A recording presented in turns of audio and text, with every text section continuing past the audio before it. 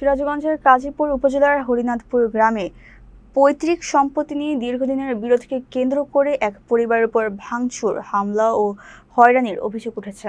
ভুক্তভোগী পরিবার প্রশাসনের কাছে জানমালের নিরাপত্তা ও ঘটনার সুষ্ঠু তদন্ত দাবি করেছে। পরিবার সূত্রে জানা যায়, প্রায় 28 থেকে 30 বছর আগে মেয়ের সেবা যত্নে সন্তুষ্ট হয়ে পিতা মুকসিদ আলী সরকার তার মেয়ে আনোয়ারা খাতুনকে 3.5 শতক জমি দলিল করে দেন। এছাড়া তার বোনেরাও আনোয়ারা খাতুনকে আরও আধা শতাংশ জমি দলিল করে দেন। এরপর থেকে তিনি স্বামী সন্তান নিয়ে ওই জমিতে বসতবাড়ি নির্মাণ করে বসবাস করে আসছেন। অভিযোগ রয়েছে, আনোয়ারা খাতুনের ভাই ইদ্রিস আলীর 2 ছেলে ফারুক মিয়া ও জহুরু মিয়া ওই জমির মালিকানা মেনে নিতে নারাজ। এ নিয়ে তারা বিভিন্ন সময়ে হামলা, মারধর, ভাঙচুর ও ঘরে আগুন দেওয়ার মতো ঘটনা ঘটিয়েছে বলে দাবি করেছেন ভুক্তভোগীরা। সর্বশেষ তথ্য অনুযায়ী গত 30 মে তাদের বাড়িতে আবারও ভাঙচুর চালানো হয়েছে বলে অভিযোগ করা হয়। স্থানীয় কয়েকজন প্রতিবেশীও বিরোধ ও ভাঙচুরের ঘটনার সত্যতা স্বীকার করেছেন। তবে অভিযোগের বিষয়ে বক্তব্য জানতে অভিযুক্ত ফারুক মিয়া ও জহুরু মিয়ার সঙ্গে একাধিকবার যোগাযোগের চেষ্টা করা হলেও তাদের বক্তব্য পাওয়া যায়নি।